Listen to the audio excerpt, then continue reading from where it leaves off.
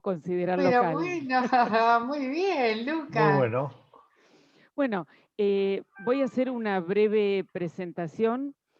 Em, el doctor Marcos Novaro es licenciado en Sociología por la UBA y doctor en Filosofía por la misma universidad.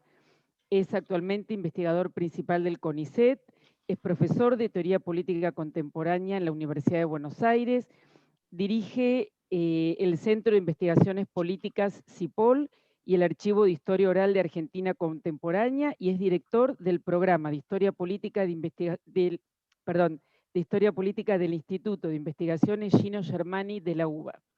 Bueno, todos seguramente lo conocen, pero me parecía importante destacar su trayectoria académica. Siempre tenemos la oportunidad de verlo o de leerlo en alguna nota corta o de verlo en los medios, pero ahora tenemos el placer y el privilegio de poder tenerlo casi de manera exclusiva para nosotros. Así que gracias, Marcos, porque siempre que lo hemos convocado ha aceptado la invitación y es realmente un honor para el Departamento de Economía de la UNS recibirte en uno de nuestros seminarios. Si bien la mayoría de la gente es economista, nosotros tenemos un plantel docente integrado por sociólogos, politólogos, antropólogos, historiadores, y bueno, y hay muchos temas de investigación en común con el Instituto de Investigaciones de CONICET, así que, bueno, hay un público variado. Así que, bueno, gracias, Marcos. Y más o menos la idea es que él exponga durante aproximadamente unos 40 minutos y después hacer un intercambio para las preguntas. Así que bueno, adelante, nos podemos silenciar los micrófonos, así se escucha mejor. Bueno, muy buenas tardes y muchas gracias por la invitación y muchas gracias por la calurosa bienvenida. Y bueno, yo voy a tratar de hacerme una intervención más corta, digamos, de esos 40 minutos, que me sobra un poco de tiempo, así queda más para la discusión, que puede ser más interesante. Y voy a tratar de, además, dentro de ese corto tiempo que me voy a tomar, voy a tratar de usar una parte acotada para el diagnóstico de situación, digamos, que me parece que no ofrece mayores novedades respecto de lo que todos sabemos sobre lo complicada que es la situación actual. Y voy a tratar de dedicarle unos minutos, por lo menos, a una idea que estamos conversando con algunos politólogos y que hemos estado promoviendo en discusiones con actores políticos, con empresarios, economistas y también con algunas entidades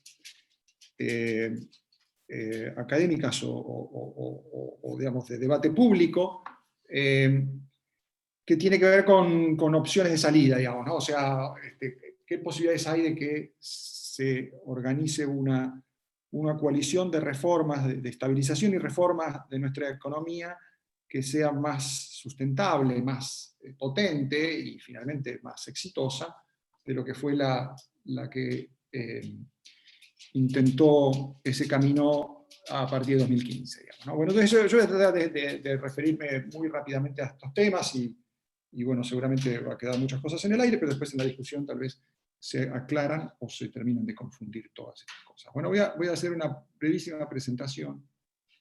No tengo habilitado la función de compartir pantalla. Bueno, puedo no compartir pantalla y puedo hablar directamente, pero si Listo, Marcos, ya podés compartir pantalla. Ahí te habilitamos, Marcos, estaba deshabilitado, ahora sí, mejor. Bueno, entonces ahí así muestro algunos cuadritos que siempre vienen bien. Bueno, esta es un poco la... A ver, estoy acá al final. Ya vieron el final. Ustedes. Ahora, este es el comienzo, digamos. Bueno. Entonces, hay una discusión acá respecto de, bueno, cómo se puede salir de esta encerrona en la que está Argentina, que es muy complicada y sin duda tiene notas, digamos, más complicadas que en 2015, donde parecía, digamos, que la alternancia aseguraba, por lo menos habría una perspectiva para una salida del modelo económico kirchnerista no demasiado compleja y no demasiado costosa, además. Bueno, en gran medida esa ilusión fue un error, digamos, ¿no? O sea, era más complejo de lo que se suponía. Pero lo que uno a eso agregaría hoy, digamos, es que si hay una nueva oportunidad en 2023 va a ser aún más compleja, digamos, ¿no? O sea, va a ser aún más difícil porque las posibilidades de endeudarse para financiar la salida van a ser más escasas, porque las demandas acumuladas van a ser enormes, y porque además, digamos, en 2015 había una masa de peronistas disponibles para negociar la salida, dispuestos a procesar la sucesión del liderazgo interno y dejar atrás al kirchnerismo muy rápidamente.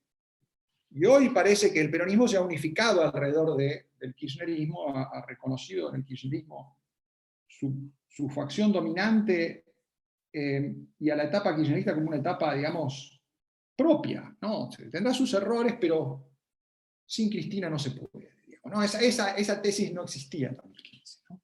Y hoy sí. Entonces ahí las cosas se han complicado mucho. Entonces yo voy a tratar de referirme un poco a estas complicaciones para empezar, y después voy a pasar rápidamente a la idea que no es muy elaborada, pero es una idea, digamos. Entonces, en primer lugar, bueno, hay una expectativa, digamos, como el gobierno está haciendo todo mal, pronto va a haber una especie de nueva oportunidad por la vía del desastre, ¿no? O sea, el colapso lo dijo Mauricio Macri hace pocos días, el colapso del populismo esta vez va a ser tan dramático que ya no va a tener ninguna escapatoria a la sociedad para admitir que eso no funciona y que tiene que cambiar y abrazar su idea, ¿no? La de una economía más abierta, más sana, bla, bla, bla.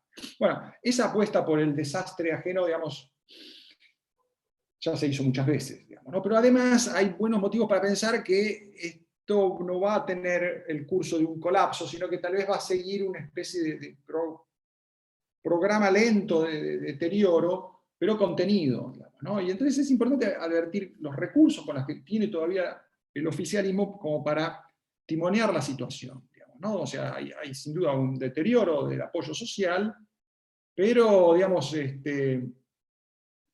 el gobierno retiene una base propia importante, y dentro de esa base propia el presidente sigue cumpliendo una función esencial, digamos, irreemplazable, que es moderar los conflictos entre todas las facciones y aparecer como el moderado que logra, por lo menos en algunos aspectos, digamos, mantener la democracia funcionando, digamos, ¿no? Estaríamos todos mucho peor si Alberto renuncia. Esa es un poco la idea que me parece que va a seguir manteniendo a Alberto en su lugar, digamos, ¿no? Y por eso mismo también hay un internismo feroz en la coalición oficial, pero de todos modos nadie pone los pies fuera del plato, y todos aceptan el rol que Alberto se atribuye en esa función que él dice, y él lo ha dicho muchas veces: todo lo demás puede fracasar, pero esto no, que es la unidad del Frente de Todos. Bueno, la unidad del Frente de Todos es la razón de ser de este gobierno. Es la causa de su éxito, de que hayan llegado a donde están, pero además es la razón de ser, digamos, ¿no? Preservar esa unidad. Y eso es algo nuevo, es diferente a lo que hizo el kirchnerismo en su etapa anterior, digamos, que gobernó con el peronismo dividido, incluso fomentó esa división del peronismo. Hoy está asumiendo, digamos, que tiene que cooperar con el resto del peronismo, y lo hace en forma bastante eficaz. Por otro lado, la oposición tiene una enorme cantidad de problemas, digamos, ¿no? De liderazgo, de resolución de sus cuentas pendientes del fracaso de la gestión anterior, y de terceras fuerzas que van a competir por el voto opositor, digamos, ¿no? A eso sumémosle el hecho de que veamos que yo creo que, digamos, lo hemos visto en los últimos meses, un deterioro muy importante del apoyo al oficialismo, que tiene que ver básicamente con dos cosas: con los errores y el retraso en el programa de vacunación, y con la persistencia de la inflación muy alta, digamos, ¿no? Ahora, esos dos problemas, que seguramente van a seguir, de todos modos pueden ser morigerados con los recursos que el gobierno tiene a la mano. Es probable que la vacunación avance mal, pero va a avanzar, y es probable que una cierta disminución de la inflación hacia mediados de año haya, digamos, ¿no? Entonces es probable que la campaña electoral empiece en un contexto un poco mejor que el actual. Y además hay que tener en cuenta las bajísimas expectativas de la sociedad, digamos, ¿no? Esta es una sociedad que está formada básicamente por sobrevivientes que esperan que las cosas no sigan deteriorándose. Entonces, con expectativas tan bajas, con un poco de suerte y poco menos de errores de su parte, el gobierno puede mejorar la situación, recuperar algo de lo que perdió y salir medianamente hecho de las elecciones. No, seguramente no van a ganar, no van a conseguir las mayorías que necesitan para hacer viable su radicalización, pero sí le alcanza para seguir peleándola. ¿no? Bueno, acá hay algunos cuadros que hablan un poco sobre esto, digamos, cómo han mejorado los dirigentes de la oposición y cómo han empeorado el oficialismo, de los cuales de todos modos Alberto sigue siendo la mosca blanca, digamos, ¿no? Porque es el único que más o menos mantiene un equilibrio relativo entre opinión negativa y opinión positiva. Esto tiene que ver con las expectativas, que era lo que decía recién, digamos, ¿no? Bajísimas expectativas, un pronóstico pésimo que hace la gente sobre lo que se viene, además. Entonces, si el gobierno logra desmentir este pronóstico pésimo, con eso tal vez le alcanza para mejorar un poco su desempeño electoral, ¿no? No tiene que entusiasmar a la gente, tiene que desmentir el pesimismo generalizado que hay, de que todo va a seguir empeorando, ¿no? Bueno, en este contexto, ¿qué es lo que enfrenta como desafío la oposición? Básicamente ampliarse. Ha logrado ya consolidar lo que tenía, pero tiene que ampliarse, digamos, ¿no? O sea, tiene que mostrar que puede ser más grande de lo que fue cuando salió del poder. Porque de otra manera, digamos, puede, bueno, sí, en el mejor de los casos, volver a rondar, en el mejor de los casos, el 40% de los votos. Bueno, va a estar muy cerca del oficialismo, ¿no? O sea, una victoria necesita una ampliación. Y la ampliación, por ahora, se trabaja con esta idea de la pata peronista, ¿no? Ustedes han visto muchos debates sobre este tema de la pata peronista, porque parte, digamos, de los integrantes de esa nueva pata de la coalición opositora ya se están peleando entre ellos, ¿no? O sea, Pichetto juntó una cantidad de gente que ahora ya están discutiendo si les conviene seguir en Juntos por el Cambio o les conviene apostar a un peronismo disidente pero autónomo, ¿no? Entonces ya están los que hasta ahora venían con Pichetto, que ya se están queriendo ir con Randazzo. Que a su vez tampoco sabe Randazzo si se va a lanzar, porque en verdad en la provincia de Buenos Aires sus chances de hacer una elección un poco mejor que en 2017 son muy escasas, ¿no? La gente que lo acompañó en 2017, que no fue mucha, algunos intendentes, concejales y demás, hoy están con Máximo Kirchner, están en la renovación de autoridades del PJ bonaerense, están adentro del Frente de Todos y militan con Máximo, se han vuelto los más leales, quieren mostrar su lealtad y entonces prueban su giro, su abandono de la disidencia con un esfuerzo doble por mostrarse leales a Máximo. Eso es el ex-randacismo. Entonces ahí hay un problema muy difícil de resolver, que es que en el contexto de polarización es muy difícil que resurja la famosa tercera opción, la tercera vía, ¿no? Esa tercera vía funcionó, y funcionó bastante bien en 2009 y también en 2013, porque cuando se lanzan a la competencia de Narváez, o después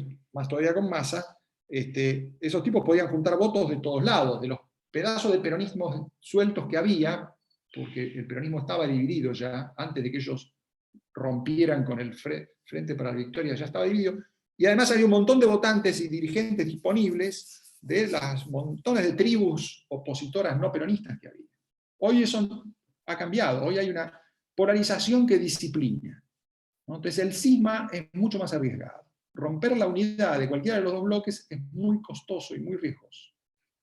Y Randazzo está sufriendo ese problema. Y esa es la razón por la cual el Frente de Todos está lleno de gente enojada, pero de todo modo ninguno va a dar el salto, digamos. Por ahora seguro que no.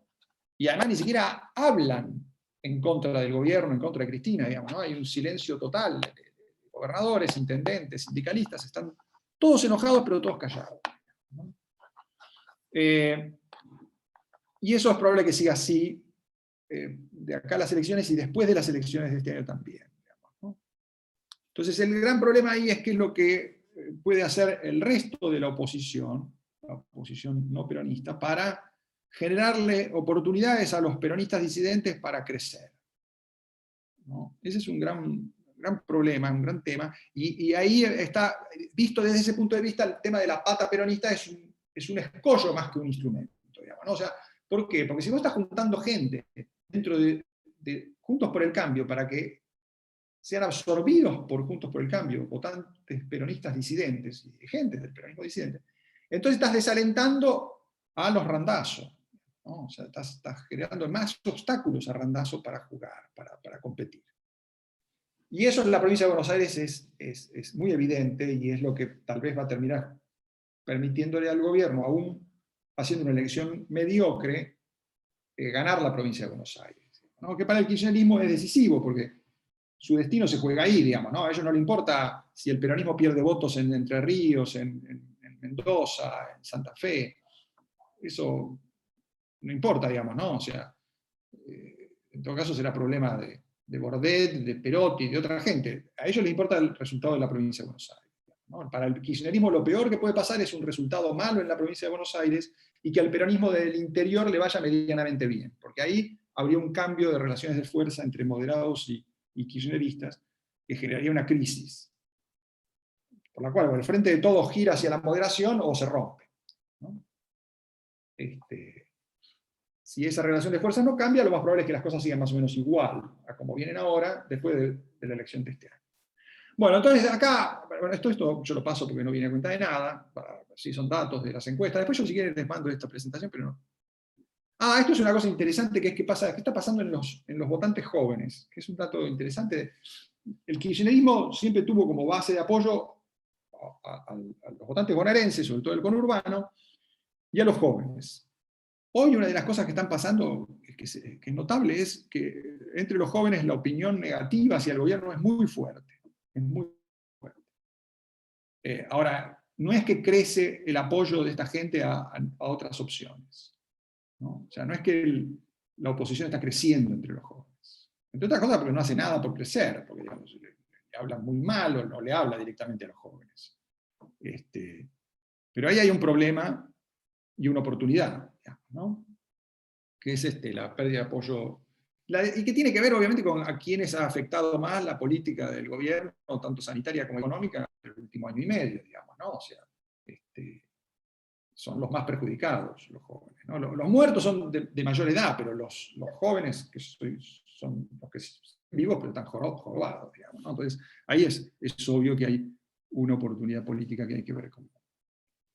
Entonces, bueno, a partir de esta cuestión es que la idea que surgió es ver cómo puede formarse una coalición más amplia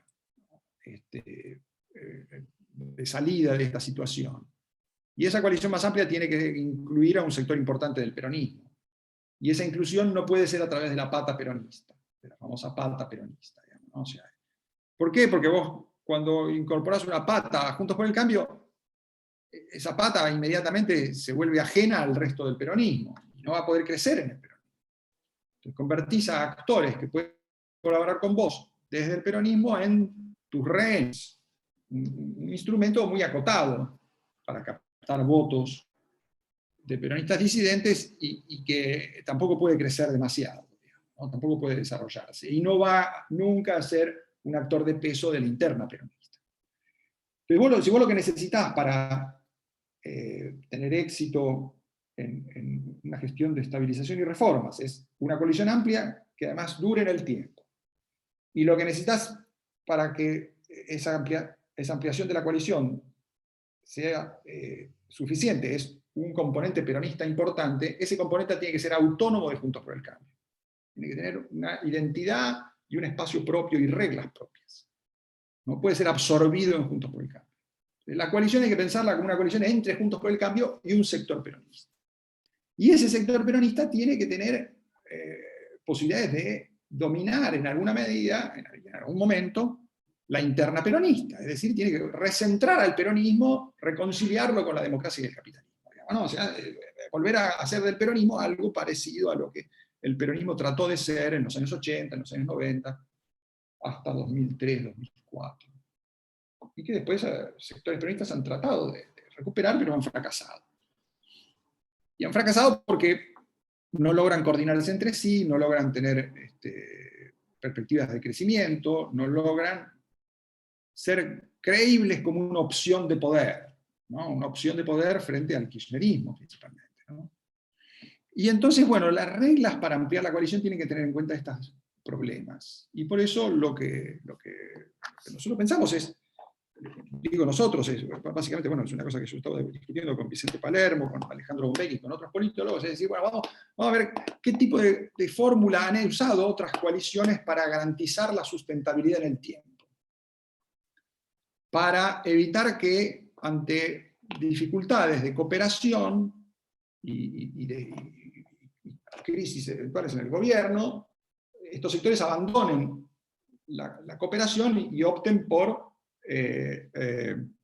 volverse opositores, por volver a cooperar con los antisistemas, ¿no? A volver a hacer lo que hizo Massa en 2019.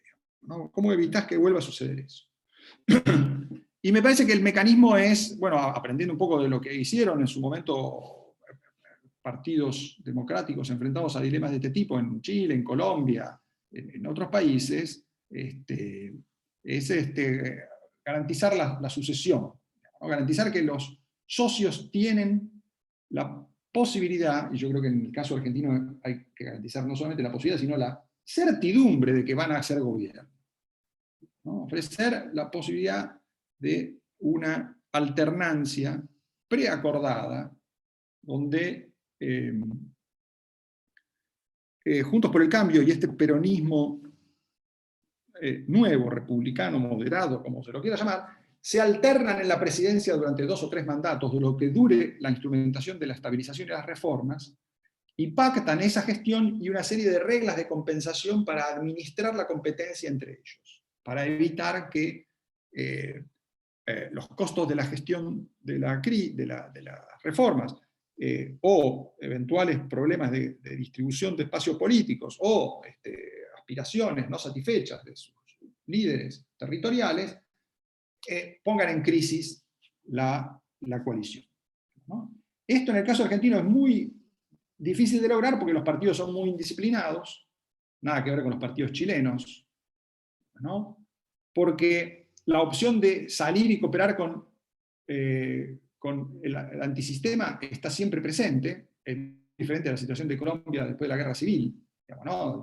Ni liberales ni conservadores, bueno, algunos liberales sí, digamos, ¿no? Pero la enorme mayoría no tenía ninguna chance de cooperar con la guerrilla, digamos, ¿no? No había ningún escenario de cooperación con la guerrilla. Acá sí es posible cooperar con quienes no son leales al sistema, y ese es el problema que hay que combatir. Y por eso las reglas tienen que ser muy estrictas, y al mismo tiempo permitir cierto grado de competencia entre los actores, digamos, ¿no? O sea, tiene que encontrar equilibrios entre la distribución pactada de recursos y responsabilidades y la competencia dentro de esa gran coalición de reformas. Bueno, entonces, estos son los problemas, digamos, que nosotros empezamos a discutir y a sugerir, digamos, y yo diría que, digamos, que en ese camino hay muchas cosas para explorar, digamos, ¿no? Hay muchas cosas para pensar. Una que es obvio y es evidente, digamos, ¿no? Es que la programación de una estrategia de salida, de estabilización y reformas, supone siempre el problema de las compensaciones, de administrar recursos para suavizar resistencias, disipar las protestas y posibles, y para que actores que van a pagar algunos costos opten por contribuir al programa apostando a beneficios mediatos futuros. Bueno, ese gran problema en el caso argentino es especialmente complicado porque vos tenés poder de lobby muy fuerte y desparejo de actores que no son precisamente los más afectados, pero son los que tienen más poder de extorsión, ¿no? O sea, vos vas a tener a muchos industriales y sindicatos que no son los que están llamados a perder con las reformas, necesariamente no, por lo menos. Pero seguro que son los tipos que tienen más capacidad de hacerse de las compensaciones. Y esto es lo que pasó un poco en los años 90, digamos, ¿no? Donde vos tenías a un montón de actores organizados que se quedaron con el grueso de las compensaciones en la primera parte de la gestión de la estabilización y las reformas. Cuando empezaron a llegar a los costos sociales en términos de desempleo, ya no tenías nada para repartir, y todos los actores que efectivamente terminaron siendo los perdedores, a los que vos tendrías que haber financiado con gran esfuerzo para que incorporarlos a los beneficios del cambio, y ya no tenías con qué, esos tipos nutrieron las protestas y después nutrieron el regreso al antiguo orden, ¿no? O sea, la idea de que el mercado no te va a ofrecer mejores opciones. La idea de que no hay que creerle a los que dicen, no, tu hijo en algún momento va a poder laburar en una empresa industrial, productiva, ¿no? No, la única opción es conseguirse un plan social, un conchavo en el municipio, digamos. Y entonces esa enorme masa de población, principalmente del conurbano, pero de otros lugares del país, es la que vos no pudiste compensar y terminó apostando a las contrarreformas, ¿no? Entonces me parece que ese escenario hay que garantizarse que no vuelva a repetirse, ¿no? No puede volver a repetirse eso. Y entonces, vos tenés que poder administrar las compensaciones con recursos muy escasos que vas a tener a lo largo del tiempo, de un modo que te aseguren el éxito del programa y su sustentabilidad política y social. Y eso no es fácil de hacer, no se puede improvisar, y no se puede dejar librado a la iniciativa y al poder de lobby de los distintos actores en la sociedad, ¿no? que obviamente te va a reproducir los problemas que se vivieron en los 90, probablemente en condiciones aún peores, ¿no? Entonces, este es el tipo de problemas que hay que resolver. Bueno, yo creo que, digamos, que una forma, por lo menos una patada inicial para empezar a resolverlos, tiene que ver con esta cuestión de asegurar, darle sustentabilidad a la cooperación, asegurarla en el mediano y largo plazo, y reducir la incertidumbre. Aumentar la confianza y reducir la incertidumbre. Y eso te va a proveer de mejores recursos, de muchos mayores recursos para hacer las políticas de estabilización y reforma que necesitas.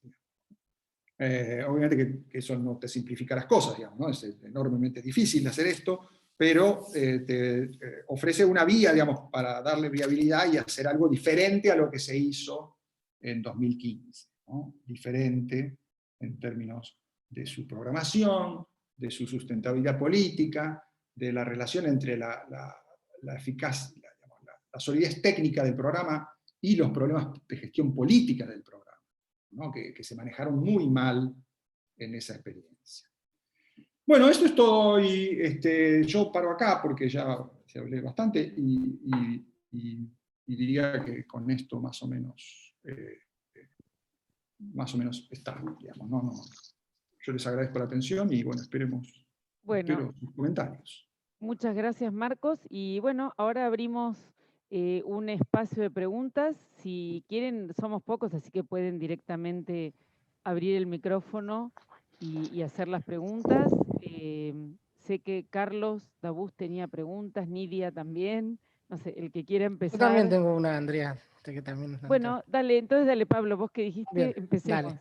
No, mi pregunta era, para Marcos era un poco el tema de, creo que la última vez también le había preguntado con esa línea, pero bueno, la dinámica creo que ha evolucionado, y yo noto como que estos sectores que son un poco más de derecha más marcada, no sé, bueno, ahora está como apareciendo de vuelta López Murphy, bueno, Spert, y todos esos grupos, es como que han perdido un poco en el último tiempo, por lo menos me hace la sensación, un poco de protagonismo. No sé si qué fuerza electoral les ve él para las elecciones, y si creen que puede ser por ahí para la coalición opositora principal un foco de pérdida de votos. Mirá, puede ser, ¿no? O sea, por lo menos es uno de los motivos por los cuales la gente de Juntos por el Cambio está asustada, y es uno de los argumentos que usan algunos de los halcones de Juntos por el Cambio para no mostrarse muy cooperativos con el peronismo, con el argumento de que van a perder votos antiperonistas. Eso, en mi opinión, es bastante tonto, porque la verdad que el voto antiperonista es insignificante en la sociedad argentina, ¿no? Es una minoría ínfima. Desde hace muchos años que es así. Si no, nos explicaría por qué Duhalde hizo su mejor elección en el año 2011 como candidato a presidente, ¿saben dónde? En Recoleta, en el barrio de Recoleta. Ese fue el lugar donde mejores porcentajes obtuvo Duhalde en 2011. Entonces, ¿qué es el voto antiperonista? Sí, Fernando Iglesias, qué sé yo, sí, hay algún grupo ahí. Ni siquiera los halcones que uno podría decir rodean a Macri son verdaderamente sectores antiperonistas, no tienen nada, digamos, Macri se la pasa hablando maravillas de Perón, Y lo mismo, y uno, digamos, decía, Bullrich más todavía, digamos, ¿no? Bullrich hace peronismo explícito, digamos, ¿no? Alguien se dudó de votar a Macri en 2019 porque estuviera con Pichetto en la fórmula. ¿Cuántos de ustedes escucharon que estuvieran protestando porque había entrado Pichetto a la fórmula? Nadie. Entonces, lo del antiperonismo sí, es un tema que sigue agitando los Kirchner. El kirchnerismo sigue hablando de que los otros son antiperonistas. Están hablando de nada, digamos, están hablando de sus propios fantasmas, ¿no? De algo que ellos quisieran que existiera y no existe. Ahí no está el problema está en la tibieza con la cual el macrismo encaró los cambios económicos, ¿no? Y ese es un argumento fuerte, ¿no? Entonces ahí es muy fuerte ese argumento de ustedes no se animaron, no quisieron, no pudieron, siguen viviendo de la tranza y de arreglar con los gobernadores. Y entonces la gran discusión ahí, que es una discusión importante, es una coalición más amplia sería aún más incapaz de encarar reformas donde hay costos para los miembros de la coalición, porque si vos sumás gobernadores peronistas, vas a tener un montón de gente que obviamente no va a querer que vos hagas cambios en ingresos brutos, en el modo en que se administra el gasto público en las provincias, el empleo público, el endeudamiento público, etcétera, etcétera, etcétera. Entonces, ya ahí tenés problemas. Si además sumás sindicalistas, no vas a poder hacer reforma laboral, si además entonces, el típico problema de una coalición que gana representatividad y pierde consistencia programática. Bueno, ¿esto es así realmente? Es el gran desafío es demostrar que eso no necesariamente es así, digamos, ¿no? Si fuera así, entonces las coaliciones amplias no podrían hacer nunca nada, serían ineficaces. Y esto no es así, digamos, ¿no? Ha habido grandes coaliciones reformistas, y al contrario, es más difícil encontrarle viabilidad al reformismo impulsado por coaliciones pequeñas, ¿no? Ahí sí tenés un montón de experiencias, ¿no? La de Macri es la más evidente, digamos, ¿no? La coalición chica no sirve. La negociación caso por caso, qué sé yo, te sirve solamente mientras vos tenés consenso de la sociedad. Esos tipos que negocian con vos caso por caso te dejan de atender el teléfono en cuanto tu popularidad disminuye. Es lo que le pasó a Macri con Massa y le salió carísimo al país esa negociación. Carísimo. Gracias, Ese es el tipo de discusiones que me parece que es importante. Ese es el tipo de discusiones que hay que llevar adelante con este asunto de las terceras fuerzas, que evidentemente son un desafío, pero no por eso deja de ser un tema que hay que debatir, digamos, ¿no? O sea, Milei, Esper, López Murphy, ¿qué tipo de coalición viable pueden armar? Entonces es una discusión puramente abstracta, digamos, ¿no? O sea, vos, si armás una coalición reformista que es sustentable, obviamente que vas a poder hacer más cambios que con una coalición pequeña. Y entonces eso es lo que vos tenés que poder mostrar. Y ahí, bueno, la cuestión es que, claro, muchos dirigentes de Juntos por el Cambio no se animan a eso porque creen que si invitan a los gobernadores peronistas, Milei les va a sacar más votos. Es una tontería. Pero bueno. Gracias, Marcos.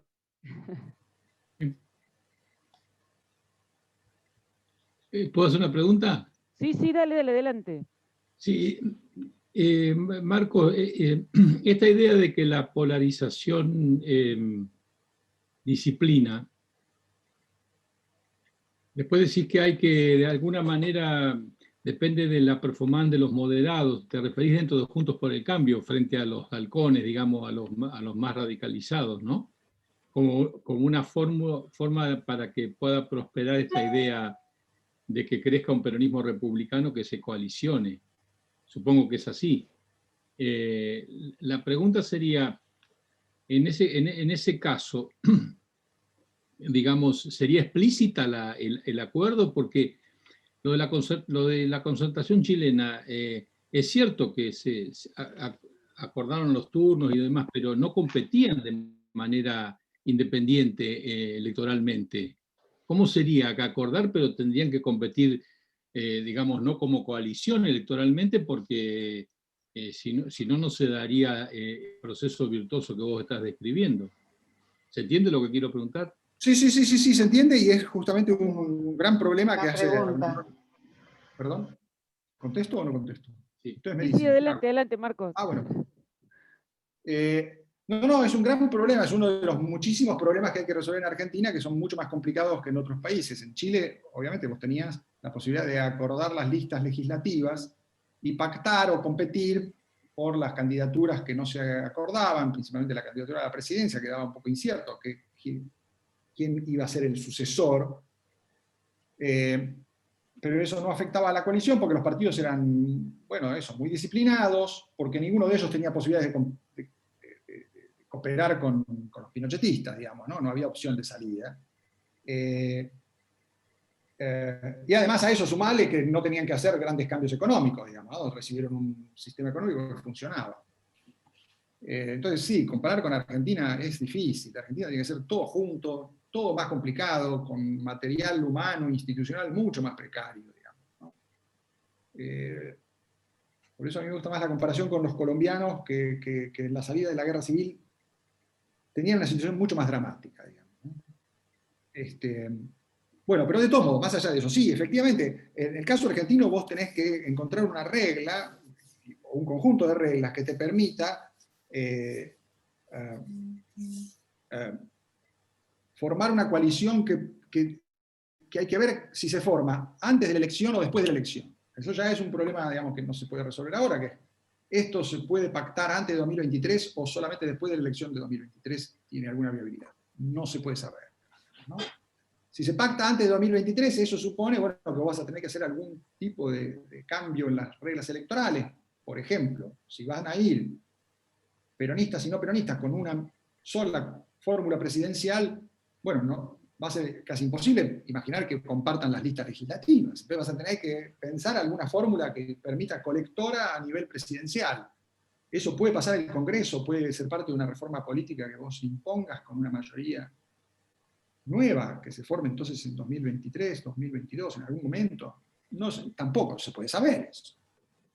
Es muy probable que nada de eso se pueda resolver y que recién lo puedas crear esta nueva estructura de coalición después de la elección de 2023, y entonces el pacto sería para la sucesión de 2027. Y ahí sí vos podés hacer cambios electorales y crear mecanismos que consoliden eso, pero lo vas a tener que hacer al mismo tiempo que pones en marcha el programa de estabilización. Una enorme complejidad, digamos, ¿no? O sea, mientras más se te demore esto, más difícil va a ser aprovechar el primer turno presidencial para que la estabilización funcione, que no te pase lo mismo que a Menem, que tuviste 2 años tirando iniciativas que no funcionaban, y quemando ministros y quemando gabinetes, hasta que más o menos encontraste el camino, digamos, ¿no? Entonces, es muy difícil responder esa pregunta es muy difícil. Yo lo único que te diría es que, para mi sorpresa, no es tan cierto que los halcones y del Juntos por el Cambio tienen una idea muy diferente sobre esto que las palomas, digamos, ¿no? Sí, Vidal y la gente de Larreta son tipos más fáciles, digamos, entienden más el problema, son menos duros en su visión sobre el gobierno, digo, en la composición heterogénea que tiene el oficialismo actual, y son además más modestos en creer que, digamos, que por su voluntad pueden torcer el destino del país, digamos, ¿no? Esa es una idea que, sí, lamentablemente en el macrismo está muy fuerte, ¿no? Esa idea de la voluntad va a hacer la diferencia. Bueno, pero de todos modos yo diría que las charlas que yo he tenido con Bullrich es muy buenas, digamos, ¿no? Muy buenas, muy favorables. Incluso Macri, digamos, ¿no? Tipo, sí, no es fácil, pero bueno, me parece que es posible ponerse de acuerdo sobre estas cosas. Y lo mismo pasa con los peronistas. La gente está muy asustada. Digamos, el miedo es el mejor recurso que hay en este momento. ¿Okay? La gente está tan asustada de que todo salga mal y que las posibilidades de abrir una salida sean cada vez más escasas, que eso estimula la disposición a pensar cosas nuevas, digamos, ¿no? Entonces, es una buena oportunidad. Puede ser un poco paradójico, pero digamos, la situación es suficientemente dramática y las perspectivas son suficientemente malas como para que haya cierta disposición a pensar nuevas opciones. No sé si eso contesta la pregunta. Gracias. Nidia, que te veo con la mano, ¿no? Sí, sí. Bueno, justo con lo que dijiste recién se enlaza mi pregunta. Lo primero que quiero decir es que esta idea de pata peronista a mí me parece como una gran trampa, pero tomémoslo porque evidentemente en tu análisis es parte de la realidad y hay que aceptarlo, entenderlo y empezar a pensarlo de una manera diferente, por lo menos en mi caso. La pregunta que yo me hago con relación a esta propuesta, a estas ideas que estás planteando que me parecen sumamente interesantes, ya creo que las habíamos leído en algún correo del CPA o algo que comentó Vicente Palermo, no sé, pero me parece interesantísimo. Es si del lado de la pata peronista vos creés que hay actores dispuestos a aceptar reglas de juego para esa alternancia, por ejemplo, y un programa de estabilización asumiendo los costos que trae todo programa de estabilización. Bueno, Nidia, esperemos que sí. Bueno, pero No, pero yo te diría que en mi experiencia, ¿qué es lo que te puedo decir? Yo me he pasado los últimos 2 meses hablando con gente. es, Y de esa gente, una parte son dirigentes peronistas, economistas peronistas, asesores, operadores, tipos que están ahí viendo qué pasa, digamos, ¿no? Y les vale el criterio que comenté recién, digamos. Están todos muy asustados, todos tienen pánico de que esto termine mal, porque el gobierno se salga con la suya o porque el gobierno se hunda. Porque el gobierno se hunde con todo el peronismo atrás. Y entonces, ¿qué queda? Bueno, queda un enorme vacío, un gran caos y una situación difícil de imaginar, digamos, ¿no? Eso para muchos que no somos peronistas puede ser la solución final, decir, bueno, que se joroben, digamos, se han comprado todo este paquete, que se hundan y que paguen las consecuencias. Ahora, imaginarse que eso va a suponer que pierdan provincias que han gobernado siempre, que pierdan los sindicatos. No, nada de eso va a pasar. Nada de eso va a pasar. El poder institucional del peronismo es muy estable. ¿Es que, perdón? El poder institucional del peronismo es extremadamente estable. Extremadamente estable. Entonces, aún con un gran caos en que termine este gobierno y un gran descrédito para el peronismo, ya lo hemos vivido, digamos, ¿no? El peronismo se desacredita, pero una parte importante del poder lo sigue teniendo. Y entonces es inevitable que vos sumes aliados de ese actor, que tal vez va a estar muy debilitado y tal vez esté más dispuesto a cooperar por esa debilidad, pero hay que ofrecerle puentes de plata, oportunidades, ¿no? O sea, algo que sea viable para ellos, que signifique algún camino de recuperación. Ahora, uno podría decir, cuanto más profunda sea la crisis, más dispuestos van a estar a hacer cambios. Eso es relativo, ¿no? Porque ya lo vimos en los años 90. El peronismo hizo cambios mientras consideró que eran inevitables. Ahora, cuando la economía volvió a crecer y las cuentas públicas más o menos se cerraron, se siguió haciendo más o menos la política de siempre. La plantilla de los empleados públicos de las provincias creció, los sindicatos se opusieron muy eficazmente a las reformas laborales y terminaron abortándolas.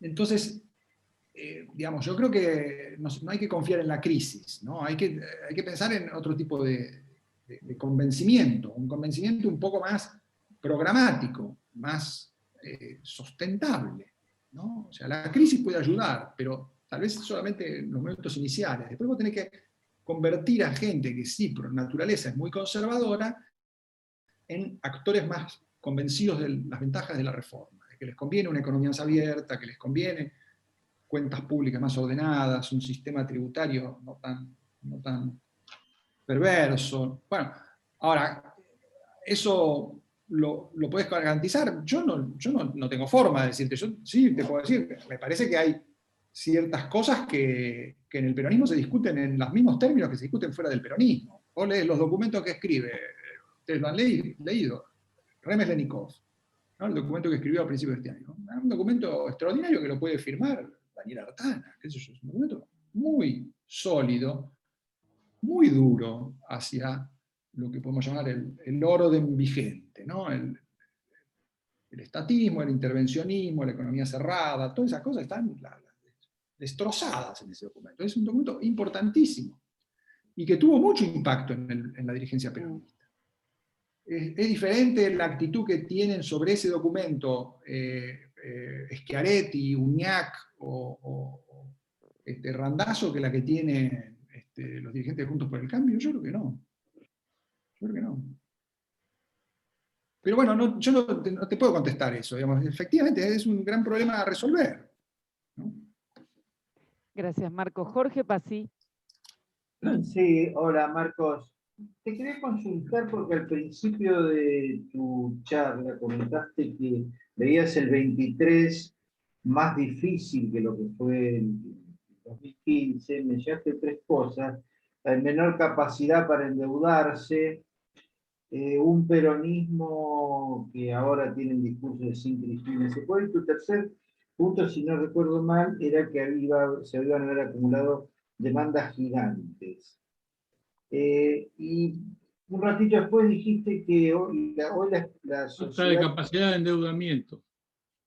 Sí, por eso. La primera, menor capacidad de endeudamiento, y la tercera, que la sociedad podía acumular demandas gigantes. Pero un ratito después dijiste hoy la sociedad tiene bajísimas expectativas. Sí. Expectativas. Digo, ¿cómo eso significa que si viene una coalición no peronista, o al menos no totalmente identificada con el peronismo, puede que aumenten las demandas de la sociedad, que le piden que se lo solucione antes? ¿Cómo? Tal vez entendí mal y no hay una contradicción ahí, sino que ves que va a haber otro tipo de demandas para un gobierno no peronista. No, está muy bien lo que señalás, porque sí puede ser una cierta contradicción, digamos. Sí, efectivamente, tal vez el nuevo gobierno también sea ayudado por las bajas expectativas, digamos, ¿no? Y por una situación que, si es tan mala como ahora, o como muy probablemente sea, aún peor, con tal de que se frene un poco la inflación, ya eso generaría reactivación. Bueno, tendría las características que tuvo el 85 o el 91. Sí, ¿por qué no pensar que se puede repetir una situación de ese tipo? Efectivamente, se puede dar, ¿no? Se puede dar. Una gestión de la estabilización no demasiado dura, que atienda a la sustentabilidad política, puede hacer que sea acompañada de cierta reactivación económica, digamos, ¿no? Y entonces eso le puede dar combustible y apoyo social a hacer avanzar el nuevo gobierno. Esa sería una expectativa optimista. No hay que abandonar el optimismo, y por lo tanto, sí, apostemos que algo de eso puede suceder, efectivamente. ¿Alcanzará con eso para darle al programa de estabilización todo el tiempo que necesita para desalentar el pronóstico que va a tener pendiente sobre su cabeza, que es, en cualquier momento viene de vuelta el populismo y te arrasa con todo y te revierte todo? ¿Por qué voy a traer un mango si vos no me garantizás que esto va a durar 10, 12 años? ¿No? No te digo que sea irreversible, pero bueno, garantízame 10, 12 años, si no, yo no traigo un peso. Entonces, por más que vos tengas esa reactivación inicial, no vas a tener el combustible necesario para sostenerlo en el tiempo. Y entonces tal vez te pase como Alfonsín, vas a tener el 85, pero cuando llega el 87 te sonaste, digamos, ¿no? Entonces, hay que ver, sí, el optimismo me parece bárbaro, digamos, ¿no? Yo prefiero hacer cálculos sobre la base del pesimismo. Y creo que hay que convencer a los actores políticos de hacer eso. Porque si siempre están calculando el mejor escenario, entonces se preparan para hacer todo tipo de tonterías. Es lo que pasó con Macri, ¿no? O sea, voluntad y optimismo. Y bueno, después, cada vez que las cosas les salían mal, era estar atajando penales, digamos, ¿no? Si no estaban preparados para atajar penales, así le llenaban el arco, digamos. Entonces, creo que el gran problema es hacer un esquema de coalición y un programa de gestión que estén preparados para el peor escenario, ¿no? Y además, bueno, yo sí te podría decir, ha pasado 38 millones de veces. Los gobiernos no peronistas reciben demandas y son sometidos a niveles de evaluación que no son parecidos a los del peronismo, ¿no? O sea, se les exige mucho más y la paciencia es mucho más corta, digamos, ¿no?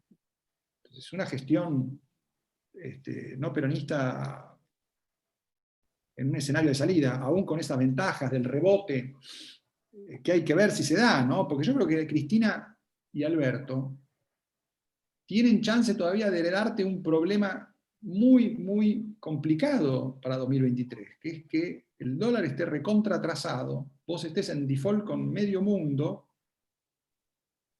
y tengas niveles de pobreza altísimos.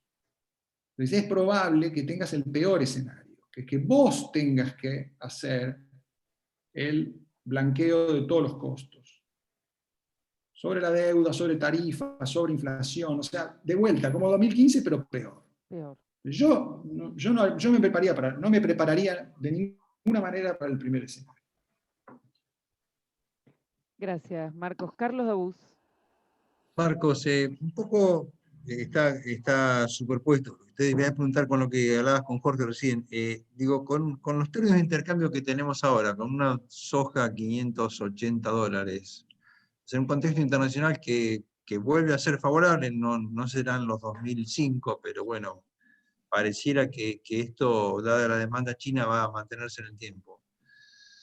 ¿Cómo juega eso en términos digamos, de que se defina para digamos, el escenario político para una coalición con más margen de ganar de una coalición opositora, o que esto fortalezca al gobierno porque va a tener aire como para mantener, digamos, el asistencialismo, etcétera, de acá al 2023?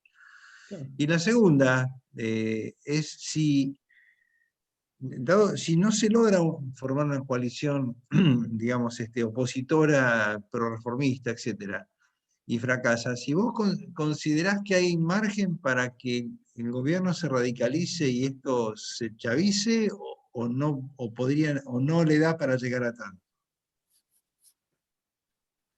No, a ver, radicalización yo creo que va a haber en cualquier caso, digamos, ¿no? O sea, el kirchnerismo no se puede estar quieto y no puede evolucionar para ningún otro lado que no sea ese, digamos, ¿no? O sea, su dinámica natural es hacia la radicalización. Así que no me parece que haya mucho motivo por pensar que va a cambiar de rumbo, ¿no? O sea, eventualmente podría suceder si las listas oficiales son derrotadas muy duramente en la provincia de Buenos Aires. Eso podría cambiar drásticamente las cosas porque en el frente de todos la situación cambiaría, ¿no? Pero hay que ver cómo reacciona a eso el gobierno, ¿no? O sea, podrían también hacer algo parecido a lo que hicieron después de 2009. Obviamente con mucho menos recursos como para sostenerse, por lo tanto la eficacia de eso sería peor, mucho más acotada, digamos, pero de todo modo generaría una enorme cantidad de conflictos. Una crisis muy grave dentro del frente de todos, y ahí sí, realineamientos en el peronismo que hay que ver cómo se manejan, ¿no? En cualquier caso, sí, lo que vos decís al principio sobre el tema de los recursos que van a tener, sí, eso es lo que nos está manteniendo a flote ahora, ¿no? La diferencia que vos marcás con el 2005, 2004, 2005, 2006, ¿cuál es? Bueno, sí, en ese momento tenían, además de la soja muy alta, tenían un montón de otros motores prendidos, ¿no? O sea, la economía tenía varios motores. Tenían ellos la posibilidad de ampliar el gasto público y no generaban tanta inflación. Sí, generaban inflación, pero hasta el 20. Ahora tenés del 50 para arriba. Tenés la puerta abierta para que esto se convierta en inflación acelerada. Y socialmente es insostenible. La gente aguanta hasta 2 puntos por mes, no aguanta 5 puntos por mes. Eso es evidente, ¿no? Entonces ahí hay una diferencia cualitativa. Y están a las puertas de comprobar que esa diferencia es dramática. Si no bajan al 2-3 mensual, están al horno, ¿no? Ahora, de todos modos, el motor de la soja la van a seguir teniendo, eso es lo que explica que todavía estén a flote y que tengan chances, digamos, de mantener más o menos las cosas estabilizadas hasta las elecciones. Y todo el mundo dice que esos precios de la soja y las tasas de interés tan bajas van a seguir. Entonces, ¿No tendrán los combustibles necesarios para sobrevivir más o menos haciendo lo mismo hasta 2023? Yo creo que sí, es probable. Es probable que tengan el combustible necesario para sobrevivir. Para alimentar la radicalización no creo, porque necesitas, digamos, no lo tuvieron en 2012, cuando todavía tenían reserva del Banco Central. Ahora que no tienen reserva del Banco Central, ¿cómo podrían sostenerse? Y en deuda. Es muy difícil, digamos, ¿no? Es muy difícil. Ahora, de todos modos, que lo van a intentar, lo van a intentar. Y además, el único programa que tienen es ese, ¿no? O sea, yo no veo que tengan otro programa. Así que vamos a ver cómo les sale. Es probable que no les salga de todo mal. Es probable que no les salga de todo mal. Lo que significaría que, insisto con lo anterior, por la pregunta sobre cómo es el arranque del gobierno del 2023, es el gobierno del 2023 el que tiene que dar las malas noticias. No es un colapso de este gobierno. Esta gente puede todavía evitar el colapso en sus manos. Entonces, te complica mucho más las cosas para adelante. Pero bueno, no sé. Muchas gracias, Marcos. No, Augusto, a vos. Jorge, tiene el micrófono cerrado. Jorge Cincunegui.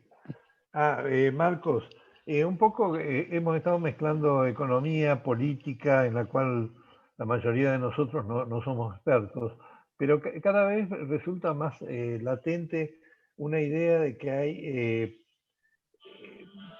posiciones muy encontradas entre distintos grupos con respecto a la parte política. Hoy estaba viendo, no sé si lo han visto, a Loninagro, Félix Loninagro, hablar de república o autocracia en la nación. Y claro, él plantea que realmente hay una autocracia que puede ser democrática en cuanto respeta, qué sé yo, la soberanía del poder del pueblo, y hay otra autocracia que es fuertemente antisistema. Es decir, una autocracia antirrepublicana. Es decir, creo que ese también es un punto de conflicto muy grande, porque ni siquiera quiere decir que no somos capaces de armar un programa económico de cambio más o menos sustentable y equitativo en el largo plazo, sino que aparte estamos discutiendo cómo tomar las decisiones. En definitiva, hay una fuerte presión, fundamentalmente del cristianismo, sobre el sistema judicial, sobre la forma en que tiene que comportarse la Corte Suprema, etc. Es decir, frente a ese esquema, realmente es necesario pensar que la única manera de sostener una pata peronista sea una pata peronista republicana.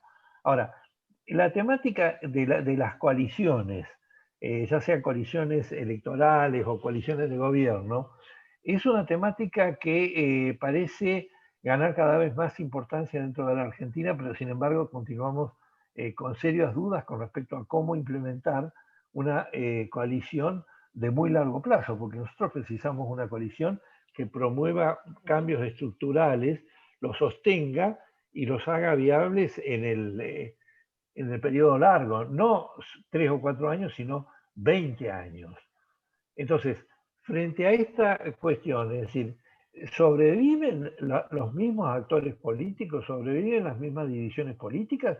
¿O tenemos que estar pensando ya en que realmente el problema solamente lo vamos a solucionar en el muy largo plazo con una modificación bastante más grande de los distintos partidos políticos?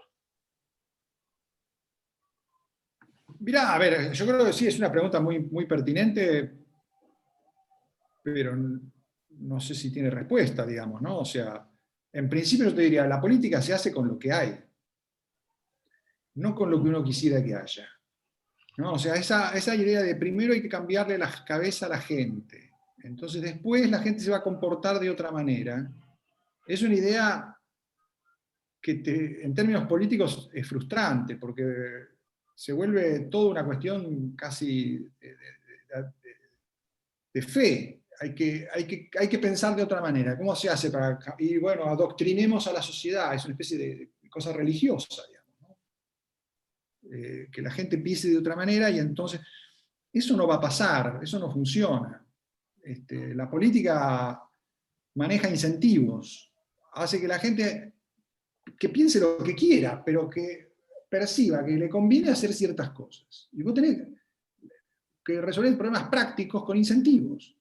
Y en esto la política se maneja igual que la economía, digamos, ¿no? O sea, trata de...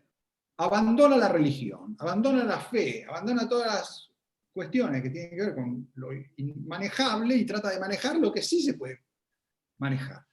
Acá y en cualquier otro lugar del mundo. Lo plantea como un problema de incentivos, fundamentalmente. En Bueno, eso yo también creo que es estamos así. cerca. Yo lo diría que es un problema institucional. Los actores se van a comportar de otra manera cuando tengan incentivos diferentes a los que tienen. Son los mismos actores que piensan las mismas pavadas que piensan ahora.